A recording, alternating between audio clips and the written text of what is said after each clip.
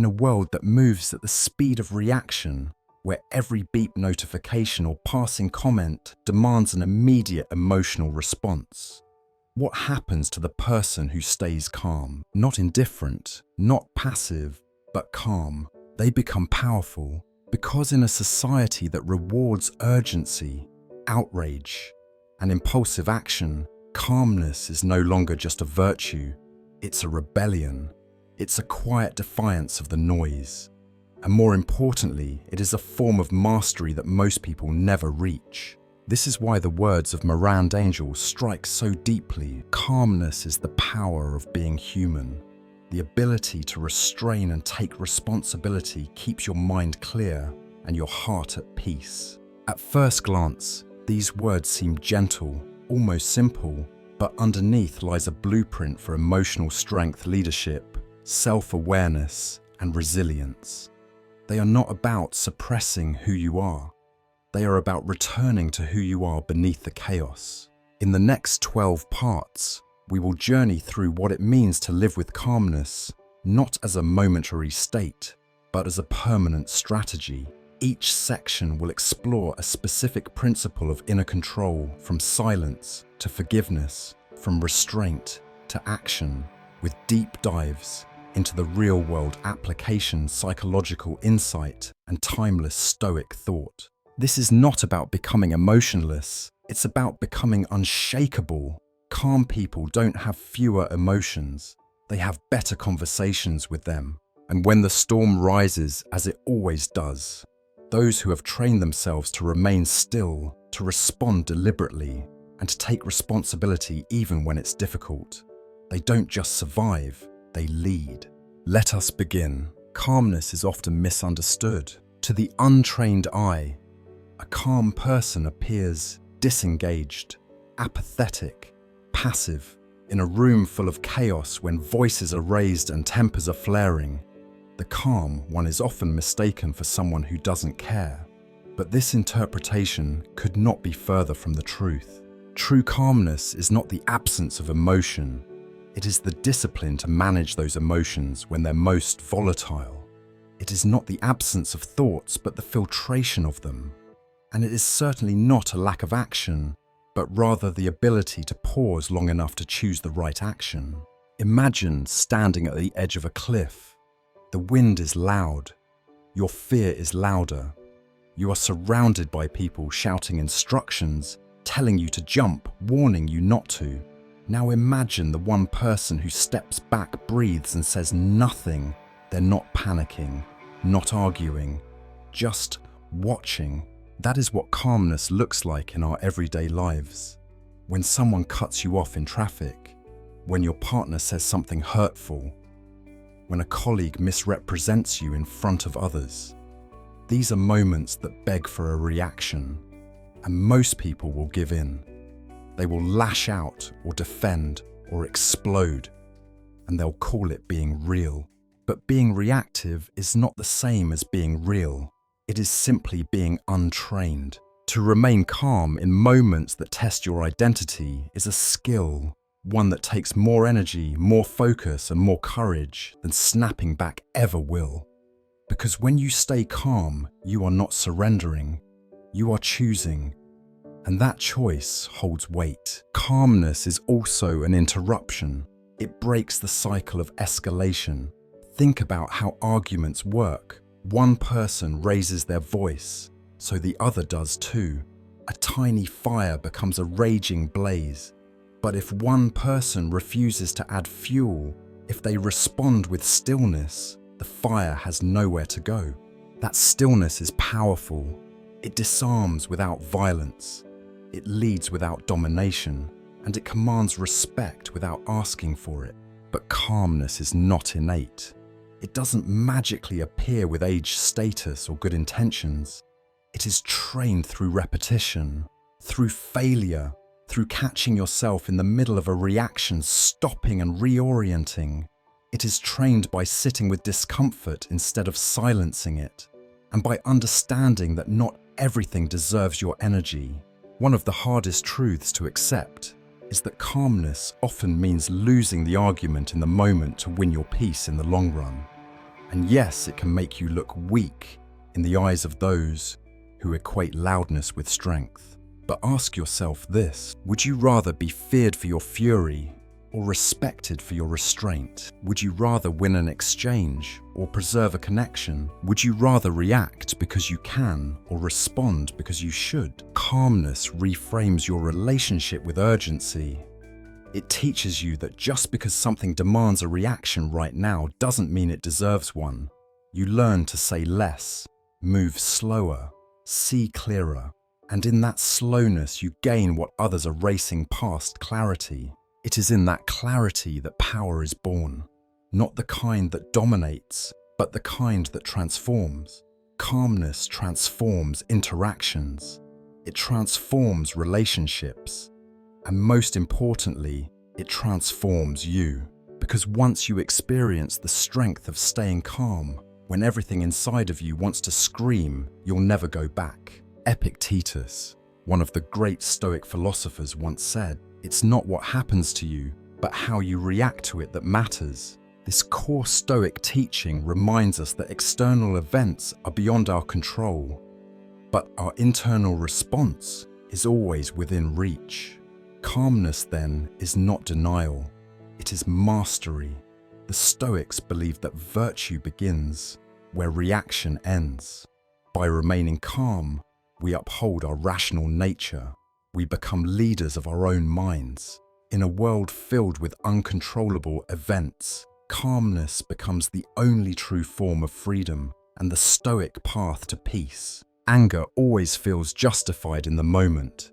That's what makes it so seductive. Someone wrongs you, insults you, embarrasses you. Your chest tightens, your fists clench, your mouth opens almost by itself. The mind starts racing through every clever comeback and harsh truth you could launch like arrows. And for a brief burning moment, it feels like you're about to reclaim control. What if anger doesn't give you control but steals it from you? This is the paradox. When we react in rage, we hand over our power to the very thing we think we're standing up to. Anger is reactive by nature. It is loud, hot, and uncentered. The more it grows, the less room we have to think clearly. It drowns out discernment. It narrows the mind.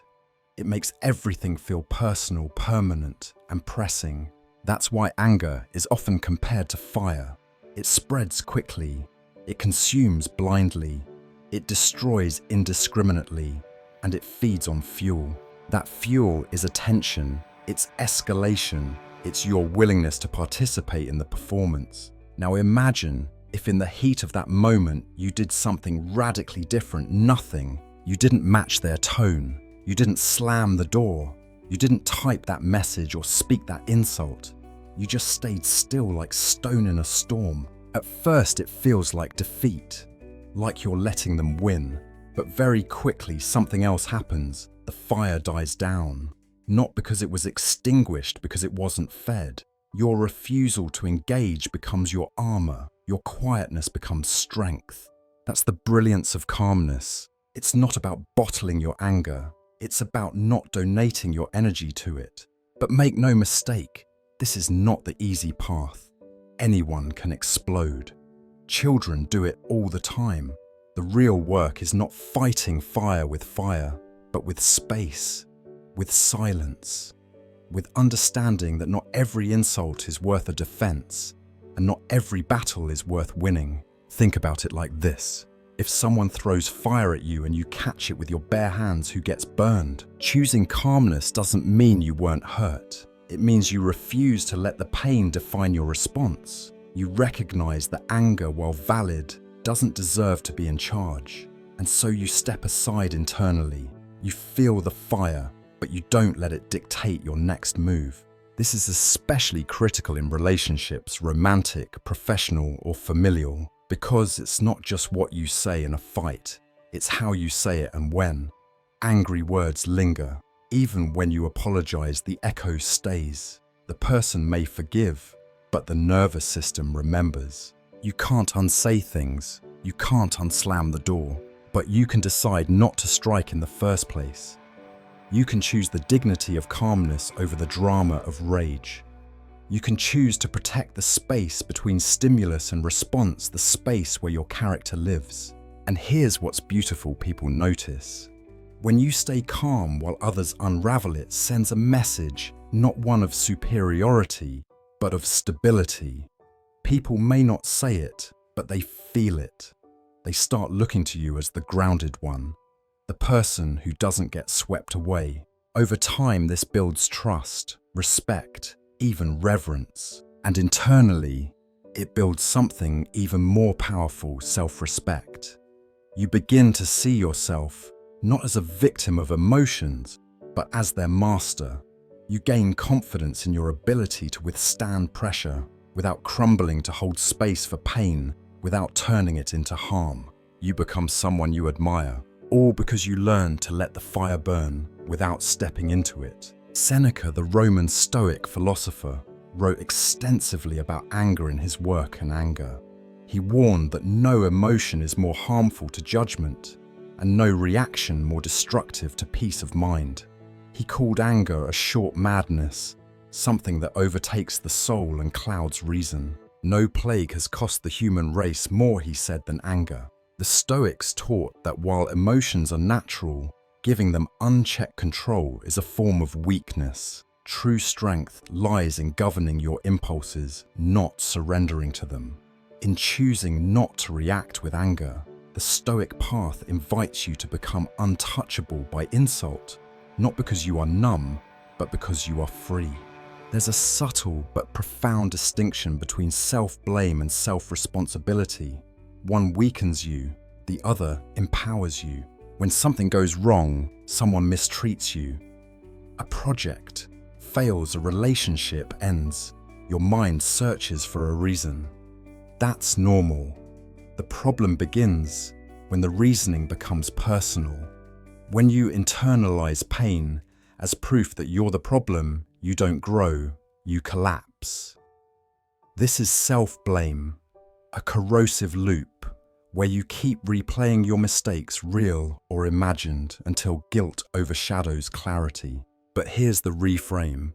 What if you could take ownership without turning it into a weapon against yourself? What if instead of saying, "This happened because I'm not good enough," you said, "This happened and now I get to decide how I move forward"? That's self-responsibility.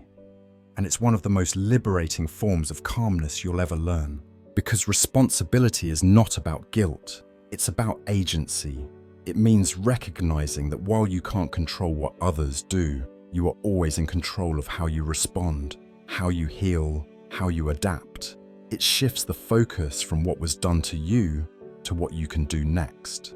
This shift is not natural. It goes against the grain of victimhood, which, though painful, can feel oddly comfortable. It gives us someone to blame. It gives us an identity, but it also traps us.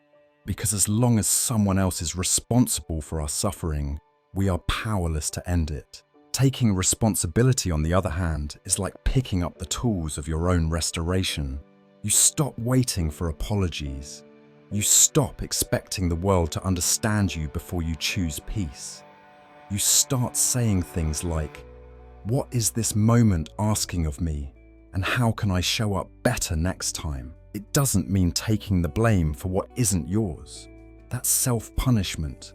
Responsibility is cleaner, sharper, more discerning. Let's say a colleague speaks to you disrespectfully in a meeting. Self-blame might say, "I must have said something wrong. I shouldn't have spoken up." Self-responsibility says, "Their tone was unprofessional, but how I respond next is on me." Do I mirror their aggression, or do I assert boundaries with calm authority? Responsibility turns you inward, not to shame, but to alignment. You ask yourself not who is right, but what is wise. And in doing so, you move from emotional chaos to emotional centeredness. Calmness in this light becomes a side effect of ownership. The more responsibility you take for your mental state, your decisions, and your energy, the less reactive you become. You no longer see yourself as a character in someone else's script. You become the writer, But here's the challenge. Responsibility is lonely. It removes your ability to point fingers. It strips away the comfort of excuses. That's why most people resist it. They'd rather stay angry at what happened than sit with the silence of what now. But if you can face that silence, something powerful happens. You stop outsourcing your peace. You stop tying your emotional life to how others behave. You realize that your emotional health is not their responsibility, it's yours. This changes how you love, how you work, how you recover. Because even when you've been wronged, you no longer need the world to fix itself before you can be okay. You learn to carry your own resolution. In every painful moment, there's a fork in the road. One path is resentment. The other is responsibility. One keeps you spinning. The other moves you forward. One says, I can't believe this happened to me. The other says, it happened. I'm still here. Now let me decide who I want to be. And the remarkable thing, the more you choose the second path, the more peaceful you become. Not because life gets easier, but because you do. Marcus Aurelius, the Stoic emperor, practiced radical responsibility.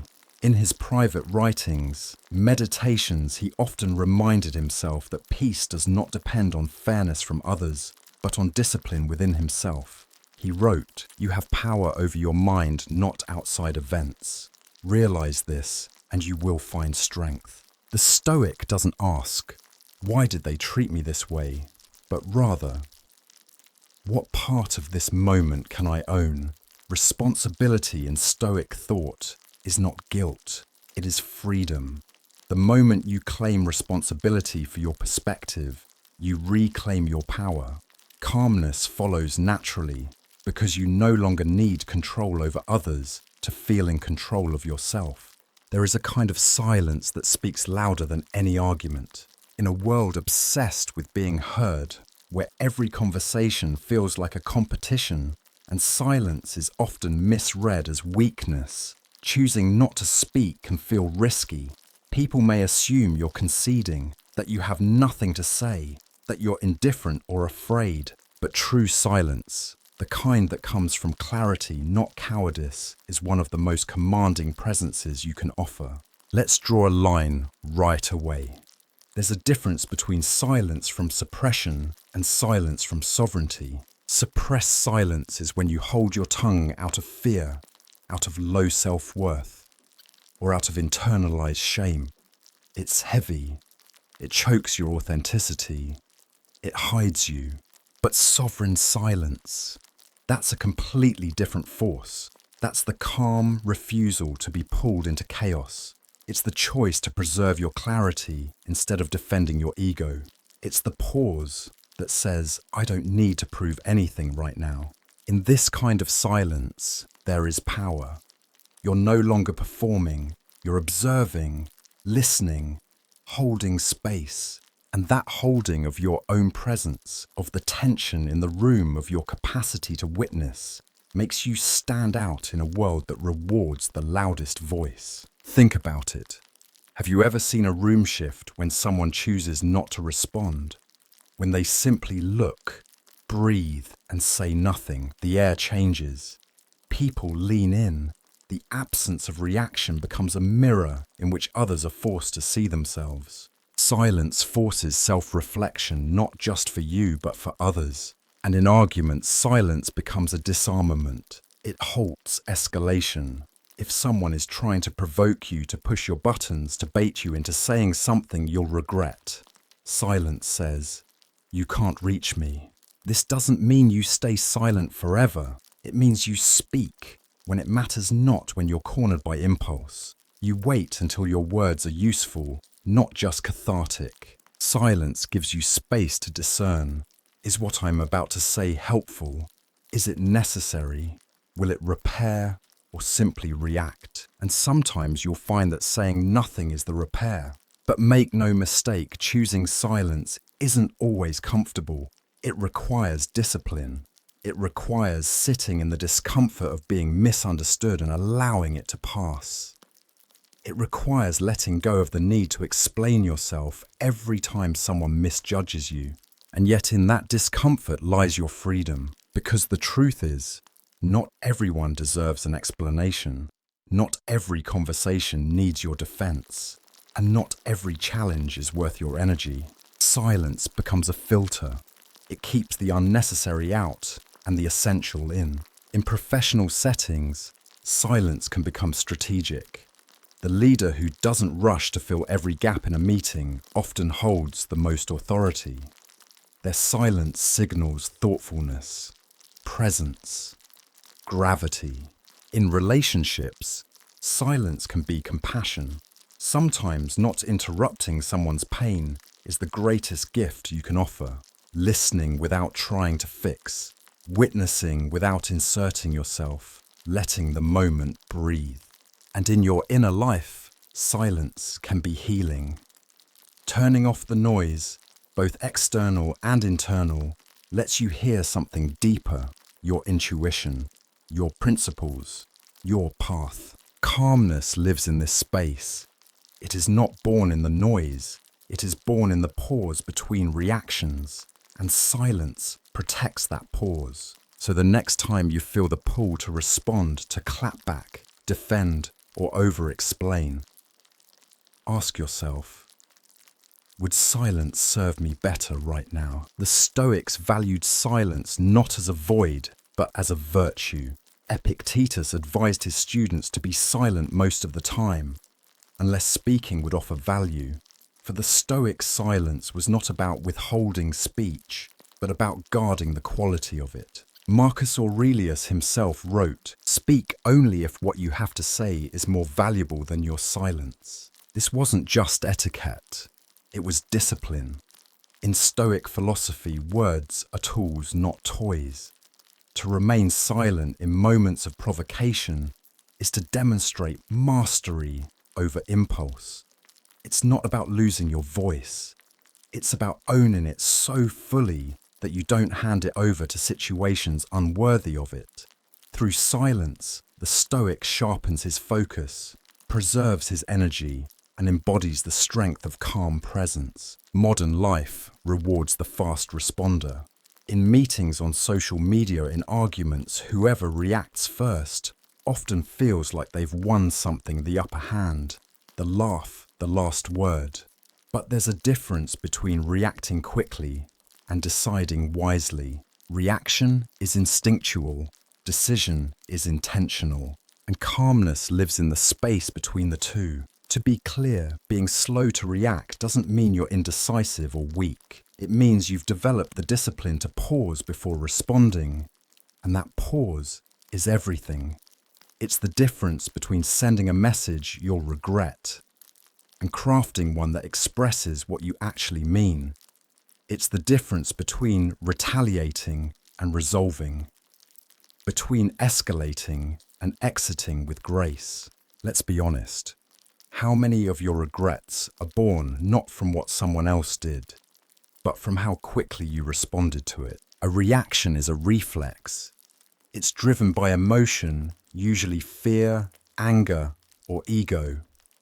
It bypasses the thinking mind in favor of the survival mind. And while that's helpful in life-threatening situations, most of our modern stressors aren't lions.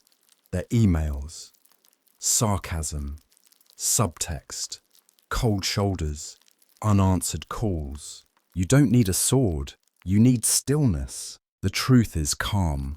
People often make faster progress because they move slower in the moment. They absorb, they assess, they don't confuse movement with effectiveness. And then when it's time to act, they act cleanly. No apologies needed, no emotional debris left behind. One of the clearest signs of maturity is the ability to say, "I'm not going to respond right now. I'll think about it and get back to you." Not because you're avoiding, but because you respect the situation enough to bring your full presence to it, not just your defensiveness. And this applies everywhere. In relationships, it's the difference between retaliating during conflict versus returning to the conversation with clarity. In leadership, it's the ability to delay an impulsive judgment in favor of a strategic move. In creativity, it's giving your ideas space to breathe rather than rushing to execution. Even in parenting, this pause matters. A child spills juice, not maliciously, just carelessly. You feel the urge to scold, but you pause. And in that moment, you see the truth. It's not about the juice. It's about how you handle imperfection, and your calmness becomes the lesson. This deliberate delay is not about stalling. It's about choosing the response that aligns with your values, not your mood, because moods pass. But the words you say, the decisions you make in their heat, often don't. The Stoics knew this well. They taught that nothing noble is born from haste, that virtue is not loud or quick, but measured, quiet, clean. So here's a challenge. The next time you're triggered by a message, a comment, a situation, don't respond for 10 seconds. Just observe what's rising in you. Name it. Feel it. Let it settle. Then ask yourself, is what I'm about to say true? Is it necessary? Is it helpful or just a release? This simple gap can save you hours of emotional cleanup. And over time, as your reactions become more deliberate, you'll notice something extraordinary. You begin to trust yourself more. You no longer dread your own anger. You don't fear your emotions because you've proven to yourself that you won't be hijacked by them. This self-trust, that's where calmness becomes confidence. The kind that doesn't need to be loud, because it's rooted in self-governance, not approval. You become the person others look to in crisis, not because you have all the answers, but because you're not ruled by panic. And that changes everything. The Stoics held deliberation as a cornerstone of virtue. In Letters to Lucilia, Seneca reminds us, we suffer more often in imagination than in reality. This is especially true in our reactions. The Stoic doesn't respond instantly, not out of fear, but out of respect for wisdom. Marcus Aurelius often journaled before making decisions, giving himself time to understand his thoughts, rather than trusting his first impulse. For the Stoics to act without deliberation was to forfeit one's rational nature. True calmness, then, is not just about appearing composed. It's about honoring the sacred pause between impulse and action. In that space, the Stoic becomes free not from emotion, but from being its servant. When chaos erupts, when voices rise, plans collapse, or the unexpected crashes through the door, most people do one of two things: they panic or they freeze. The human mind under pressure defaults to survival patterns, and in doing so, it becomes narrow, reactive, often irrational. But not everyone responds that way. In every emergency room, battlefield boardroom, or family crisis, there is always one person whose presence seems to anchor the moment. They don't yell. They don't pace. They don't contribute to the emotional wildfire. They just act. Quietly, cleanly, with full awareness. And in times of crisis, calmness becomes leadership.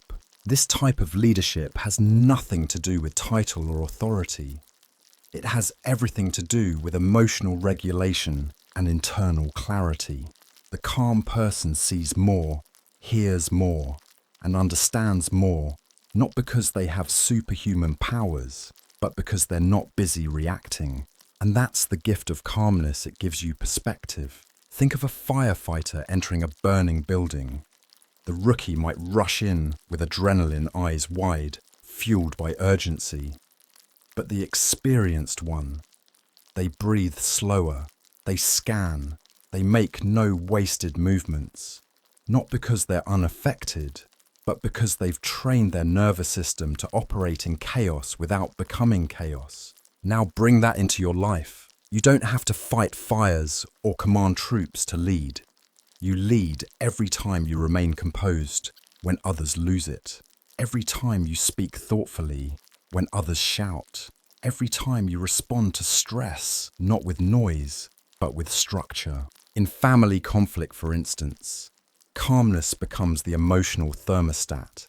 Children, spouses, even elders unconsciously look to the person who's least flustered, not because that person fixes everything, but because they don't add to the damage. In professional settings, calmness builds trust. The manager who doesn't spiral when a client threatens to leave. The teammate who navigates setbacks with clarity instead of blame.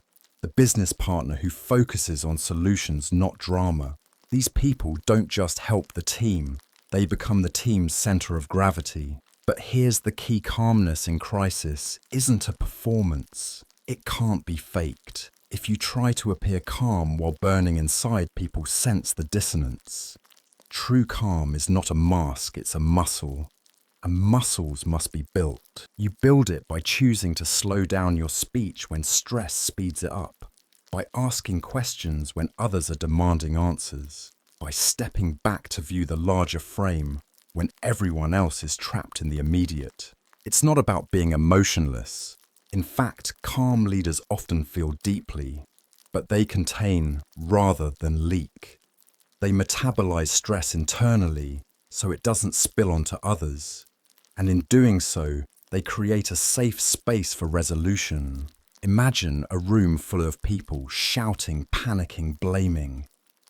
And then someone walks in, not with loud solutions, but with stillness, with listening, with precise words that cut through the fog like a clean line of truth. That's not passivity. That's leadership by nervous system. And calmness doesn't just lead others, it leads you back to yourself. Because in a crisis, you can lose many things: plans, money, even relationships. But if you lose yourself, your principles, your clarity, your center, then everything else becomes meaningless. The calm person doesn't deny the storm. They simply refuse to let the storm enter them. And ironically, it's their refusal to react like everyone else that often puts them in positions of influence, even if they never ask for it. Because we don't follow the loudest voice, we follow the steadiest hands. So the next time your world starts to unravel, ask yourself, can I be the one who stays still while others shake? Can I lead not by force, but by presence?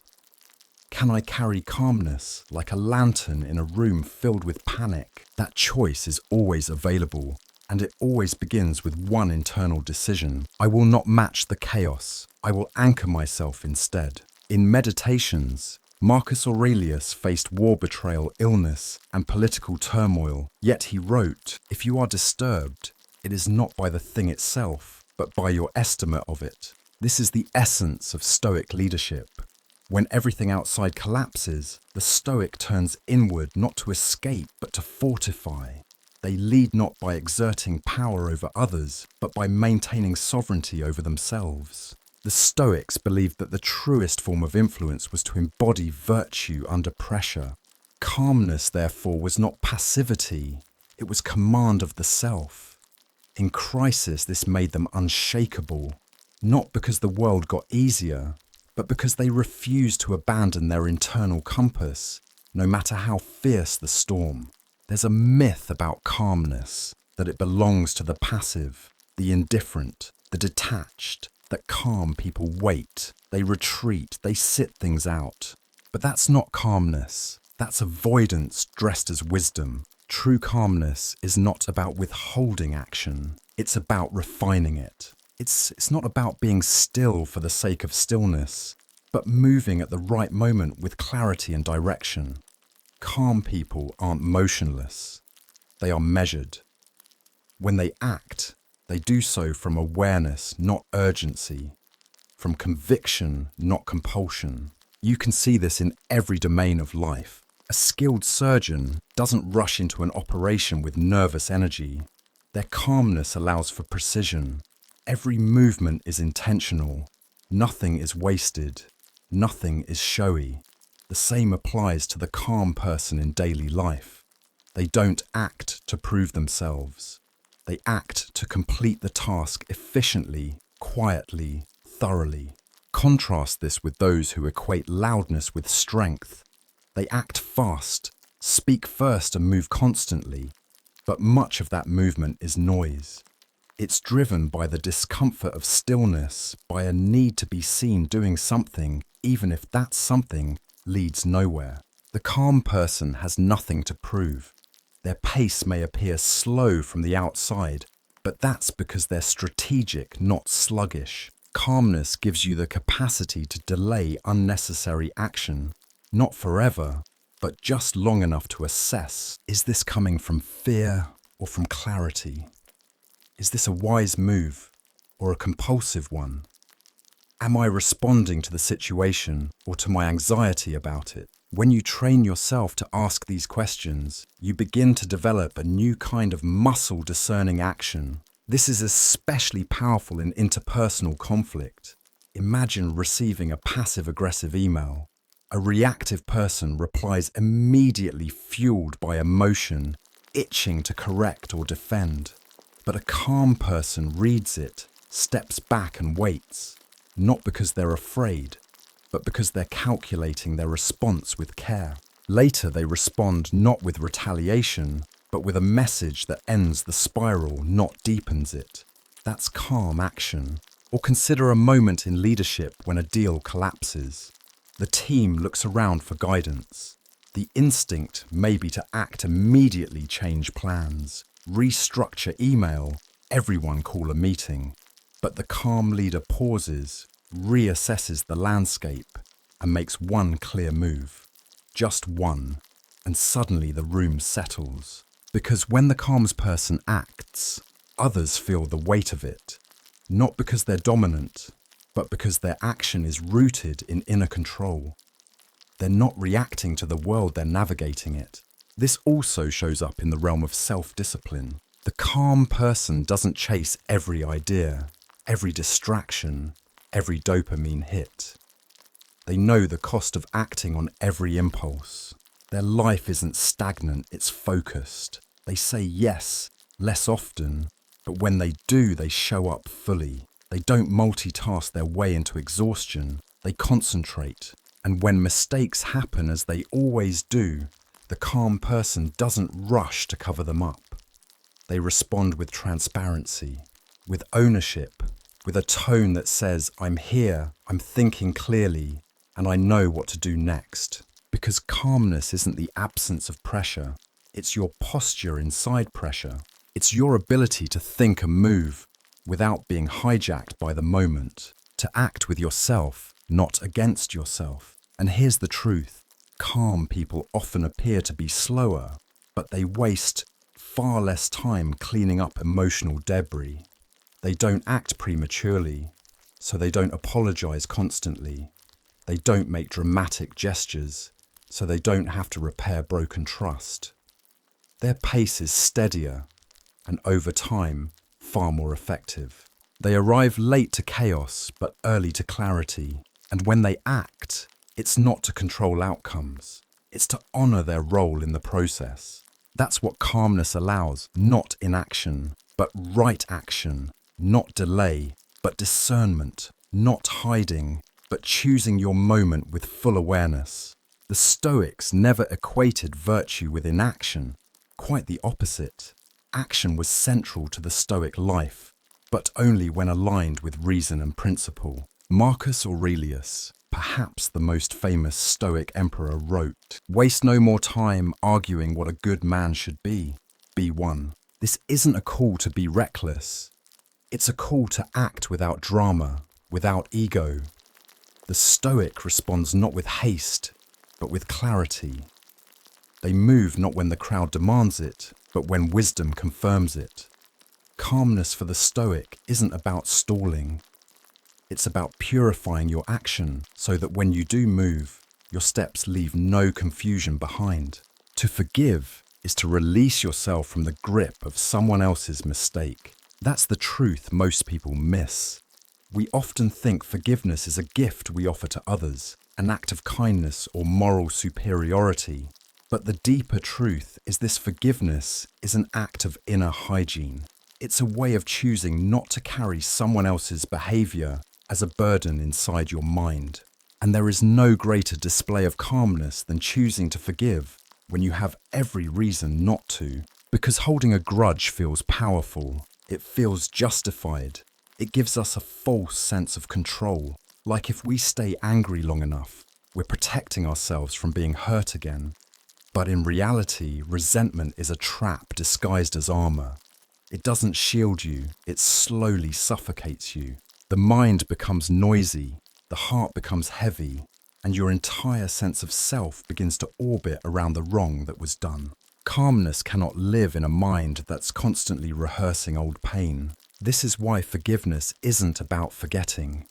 It's not about excusing the hurt. It's not about inviting someone back into your life. It's about ending the story where you always lose. Forgiveness says what happened was real, but I will not let it write the rest of my life. Forgiveness is a process, not an instant moment. Sometimes it takes days, sometimes years, and in some cases, the first step isn't even forgiveness itself.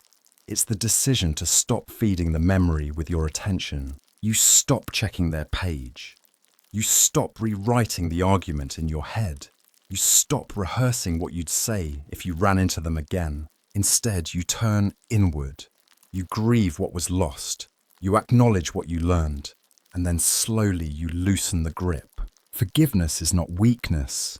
It is an emotional exit strategy.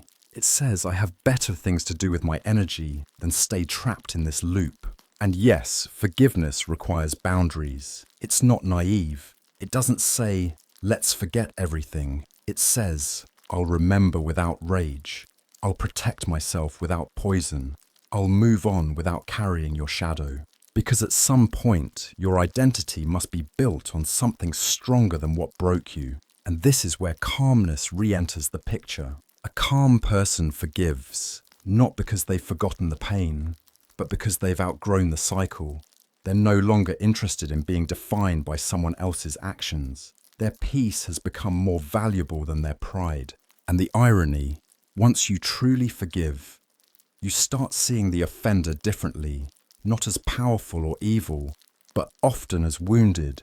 You start realizing that most harm is a reflection of unhealed pain, not deliberate malice.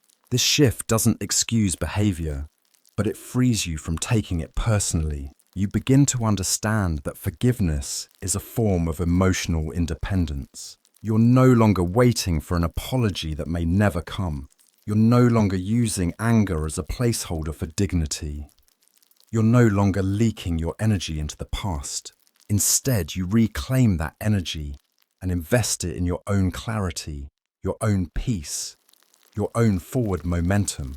This kind of forgiveness is the highest form of calmness because it requires internal stability, a willingness to close a door without slamming it, to walk away without shouting, to let go without needing the last word. That's rare, but it's also deeply practical. Imagine a world where your emotional state wasn't tied to unresolved conflict, where you no longer flinched at names avoided places or tensed up over memories.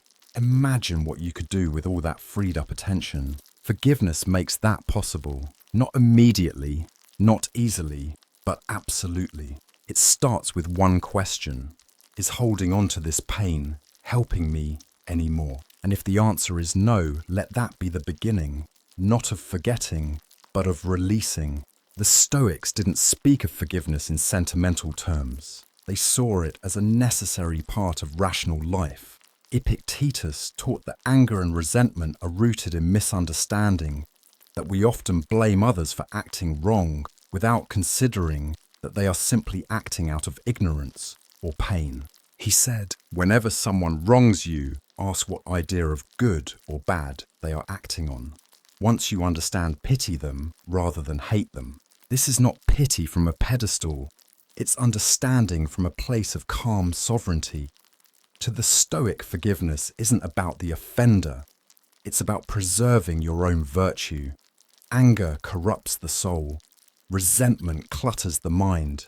But forgiveness clears the way for reason, dignity, and peace. In that space, the Stoic finds freedom not by controlling others, but by releasing the need to. There's a strange belief that if you don't respond to disrespect, you're weak. that silence means surrender, that calmness makes you a target. But here's what most people don't understand. Reacting to everything is not a sign of strength. It's a symptom of fragility. A truly strong person doesn't feel the need to correct every misconception, fight every insult, or defend every part of their identity. They're not on constant alert. Their peace isn't easily disturbed by the opinions of the uninformed. Why? Because they've built a kind of emotional filter, one that tells them not every situation deserves their time, and not every provocation deserves their presence. The person who is calm is not numb. They feel the jab. They hear the shade. But they measure it. They examine it. And most importantly, they choose whether it's worth their energy. Often the answer is no. Consider how many petty disagreements or digital arguments are born from the same toxic loop. Someone says something ignorant, offensive, or passive-aggressive. And instead of walking away, we engage. We explain. We defend. We prove. And in doing so, we tether ourselves to that person's emotional world. That's not strength. That's distraction. The calm person practices what could be called emotional triage. They ask, is this worth my clarity? Is this helping me grow? Or is this just bait for my attention? And if it's the latter, they let it pass.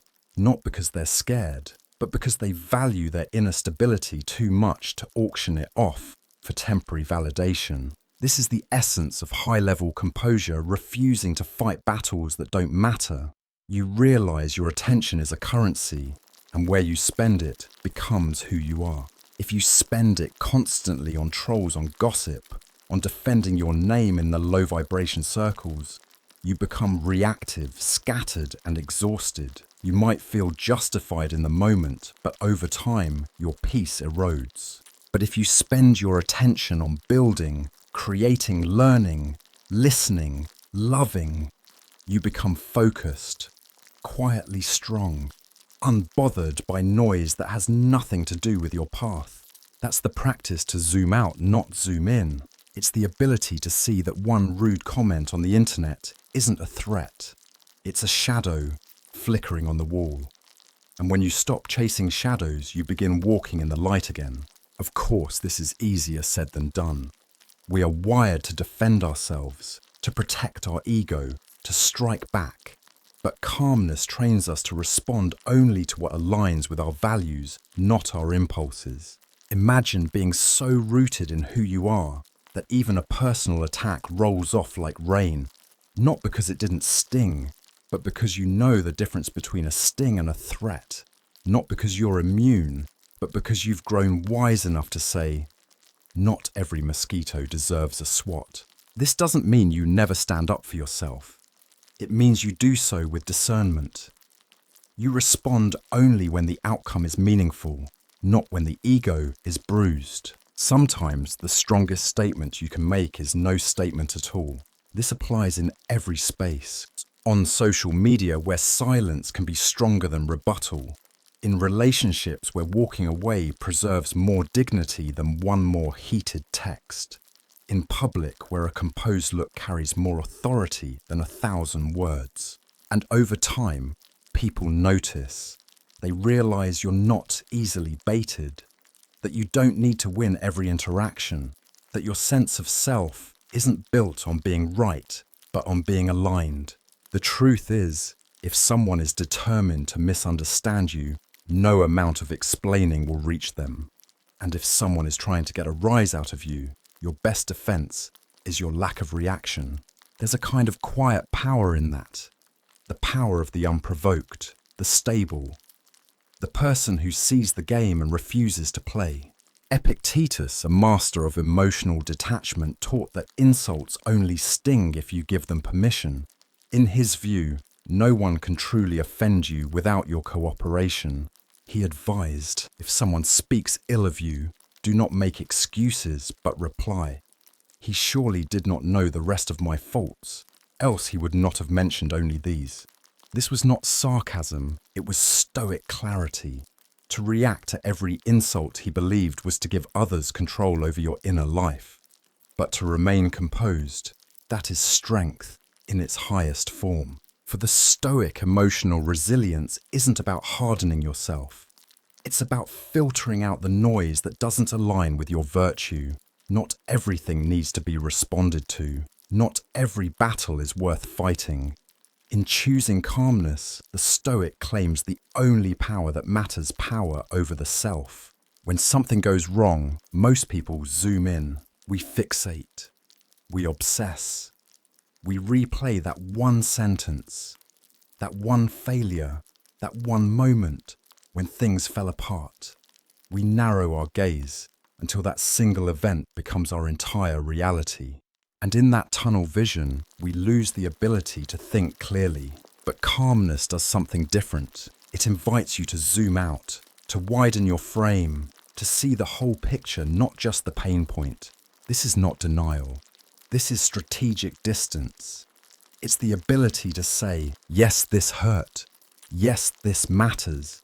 But it is one part of a much larger context. Calm people don't ignore pain. They integrate it. They don't drown in moments. They place those moments within a broader narrative, one that allows for learning, recovery, and continuity. Think of a pilot navigating a storm. If she only focuses on the turbulence, she'll overcorrect, panic, or freeze. But if she keeps her eyes on the radar, the horizon, the bigger flight plan, she sees the storm as temporary, part of the journey, not the whole sky. That's what calmness offers you: perspective. When you are calm, your brain doesn't just function better emotionally, it functions better cognitively. Your decision-making improves. Your memory sharpens. Your risk assessment becomes more accurate. You're able to think long-term in a moment designed to make you short-sighted. This is especially crucial during conflict. When emotions flare up, it's easy to misinterpret everything. A raised eyebrow becomes an attack. A delayed response becomes rejection. A forgotten detail becomes betrayal. But the calm person pauses and asks, what else might be going on here? What might I be missing because I'm triggered? How would I see this if I weren't personally involved? These aren't just reflective questions, they're resets. They pull you out of emotional immediacy and back into rational sovereignty. Calmness is what allows you to see the bigger story, the other person's fear, the timing, the miscommunication, the human imperfection. It helps you stop turning temporary issues into permanent truths. Without calmness, you collapse the narrative to one frame: me versus them. With calmness, you expand it to a wider truth. We're both navigating something complex. This broader lens also applies to failure. People who lack calmness often mistake failure as identity. I failed, therefore I am a failure. But calm people see failure as data, as feedback, as part of a much longer process. They ask, what does this teach me about the system, not just about myself? That shift in perception makes you anti-fragile. You stop crumbling under pressure and start building from it. Even in grief, calmness widens the frame. It says this loss is real, but so is the love that came before it. So is the future that follows. It honors pain while making room for healing. This is not about being positive all the time. It's about refusing to shrink your awareness to just what's wrong. Because the bigger your perspective, the more options you see. And the more options you see, the less trapped you feel. Calmness is not a feeling, it's a function. It makes your perception more spacious, more layered, more intelligent. And in this expanded view, something unexpected happens. Compassion enters. You begin to understand people not just by what they did, but by why. You see patterns. You see fears. You see inherited wounds. And suddenly you stop taking everything personally, because when you're calm, you realize it was never all about you. And that, ironically, is incredibly freeing. It means you can now navigate life with less friction, less ego, and more insight. You become the person who pauses in meetings, who listens before speaking, who offers context when others offer blame. You ask better questions. You tell better stories. You don't just react to life, you interpret it wisely. This is the superpower of calmness. It doesn't make life easier. It makes life clearer. And clarity, more than anything, is what allows for peace. The Stoics were masters of perspective. Marcus Aurelius constantly reminded himself to rise above the immediacy of the moment.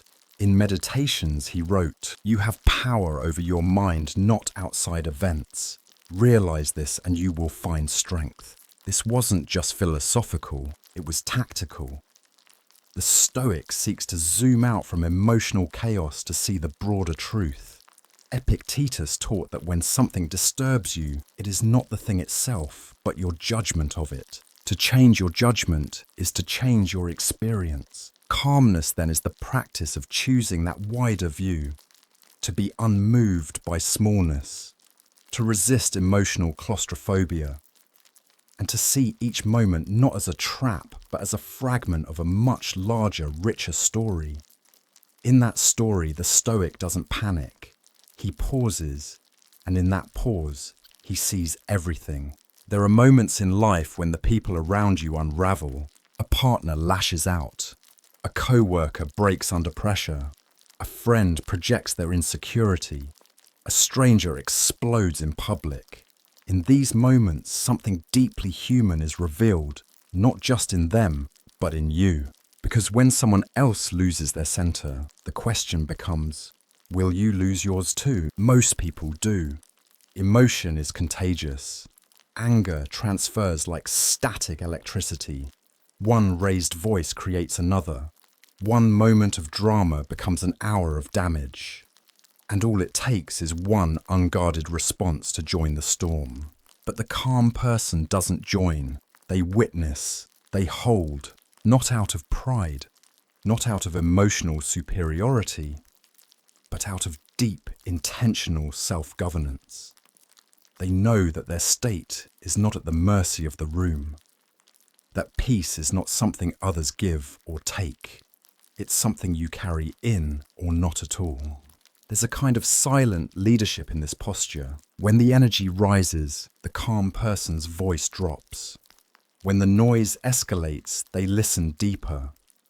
When chaos begs for reaction, they offer stillness. And this stillness is not passive. It's active. It's not disengagement. It's a deliberate act of emotional containment.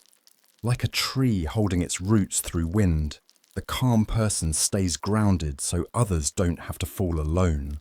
This is especially powerful in emotionally charged relationships, in families, in parenting, in love.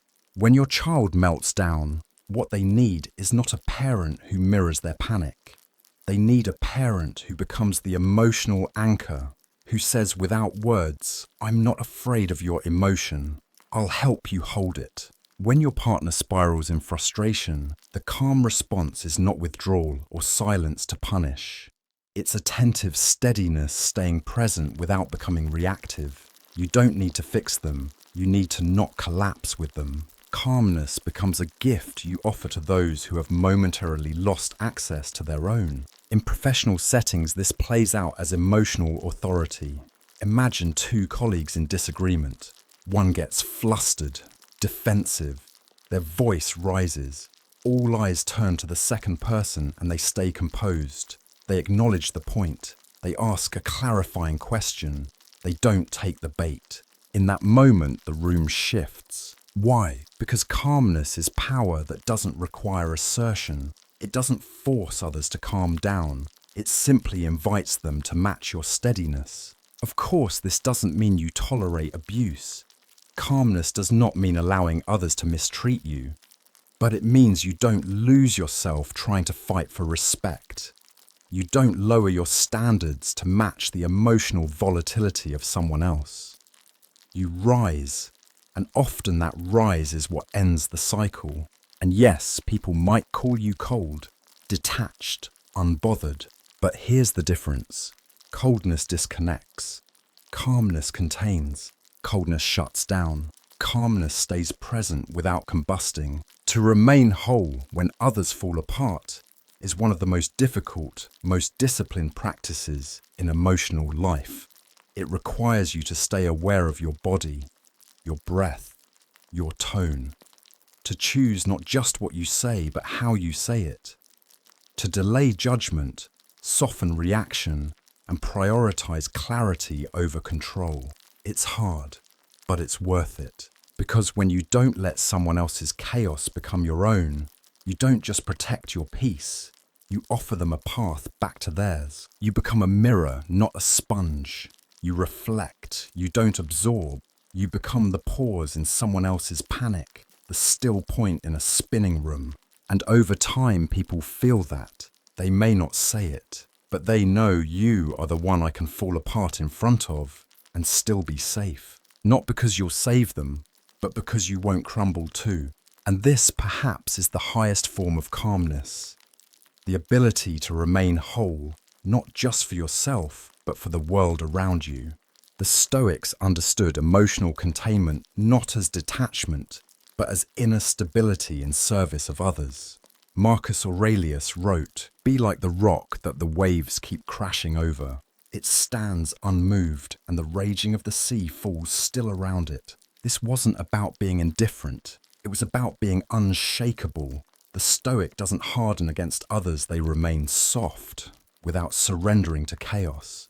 They become a steady presence that invites calm, clarity, and truth to re-enter the conversation. In Stoicism, to remain whole, while others unravel, is not selfish, it's essential.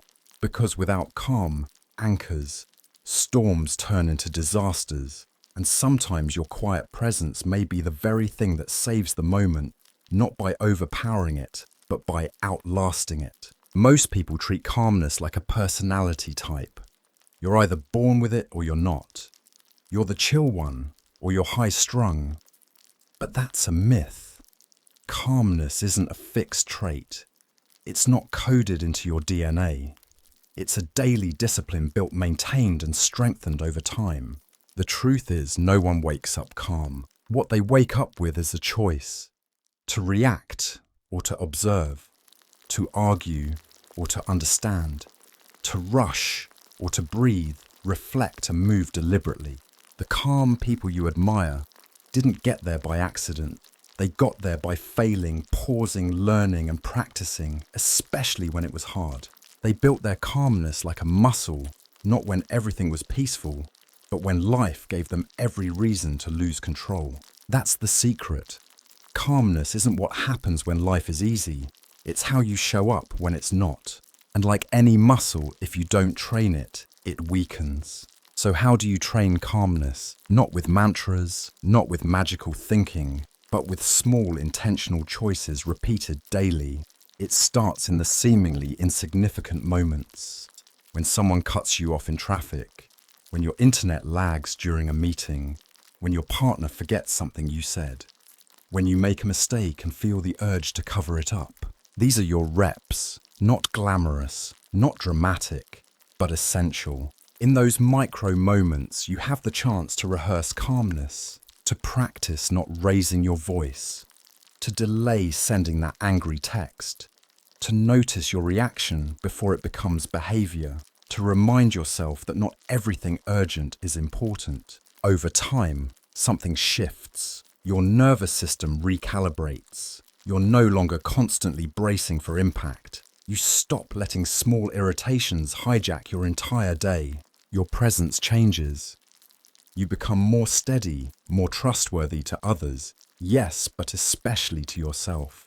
Because that's the hidden reward of practicing calmness. You start trusting yourself in situations where you once felt out of control. You know you won't say something you'll regret. You know you won't make impulsive decisions.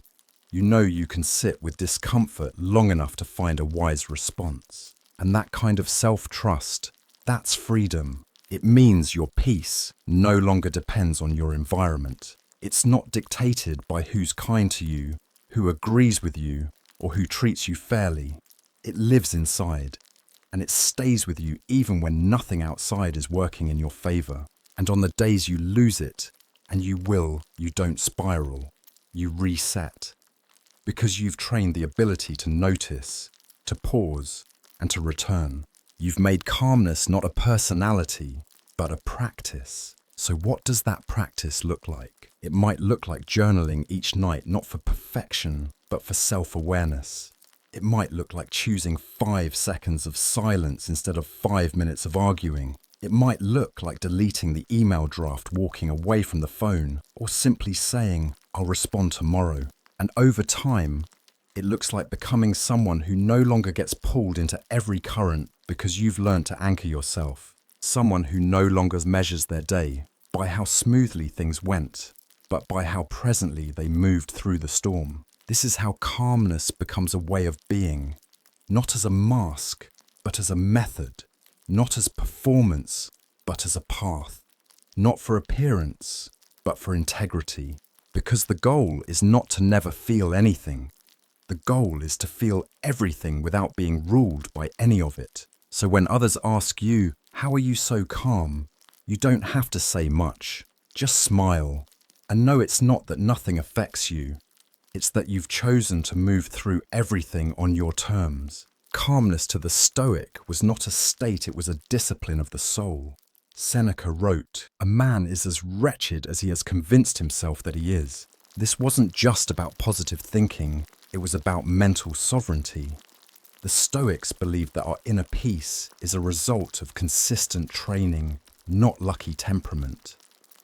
Marcus Aurelius reminded himself daily to expect resistance insults and stress, not to be cynical, but to be prepared. Calmness for the Stoic wasn't just admirable, it was essential. It protected clarity, it guarded virtue, it enabled wise aligned action in a chaotic world. And like any skill, it must be rehearsed daily, quietly, intentionally, not for applause, not for validation, but because peace once trained becomes unshakable. In a noisy world where everything demands your immediate attention, your reaction, your opinion, your defense, calmness is a quiet revolution, not the kind that marches in with banners and volume, but the kind that shifts you from the inside, the kind that rewires the way you carry yourself, the kind that turns emotional chaos into clarity. We began with a simple quote: "Calmness is the power of being human. The ability to restrain and take responsibility keeps your mind clear and your heart at peace." Morand Angel. And through 12 chapters, we explored what that really means. We saw that calmness isn't passivity, but a strategic choice. It's not weakness, but restraint. It's not inaction, but intelligent, delayed, meaningful action. We examined how calmness diffuses anger, anchors relationships, clarifies decision-making, and grants you leadership not by force, but by example. We discovered that to forgive is not to excuse, but to free yourself. That not every insult deserves a reaction. That staying whole while others fall apart is a service not just to them, but to your own soul. We learned that perspective widens when calmness deepens, that the ability to zoom out is a superpower, and that the person who sees the whole picture almost always makes the wisest move. But most importantly, we redefined calmness as something you build, not something you are. Not a trait, a practice, not a performance, a path, not an escape, a home. Every time you pause before reacting, you strengthen it. Every time you resist the urge to match someone's chaos, you deepen it. Every time you forgive, walk away, zoom out, or wait to speak until you're sure it grows. And it shows. It shows in how people treat you. It shows in how much peace you bring to a room. It shows in how little you need to control anyone, because you've learned how to govern yourself. You become the person others look to when they're lost. You become a reminder that calmness is possible, not because life is easy, but because you've trained for it. So where do you go from here? You practice. You start today with the next small irritation, the next uncomfortable conversation, the next invitation to explode. And you choose something different. You choose not to match the noise. You choose to be still. You choose to act from principle, not provocation. Because once you've experienced what it feels like to move through the world without giving your power away to every trigger, you'll never want to go back. Let the world spin. Let people misunderstand you. Let discomfort rise. You are calm. Not because nothing shakes you, but because you've stopped letting it own you. And in that quiet, steady place, you found something most never do. Freedom.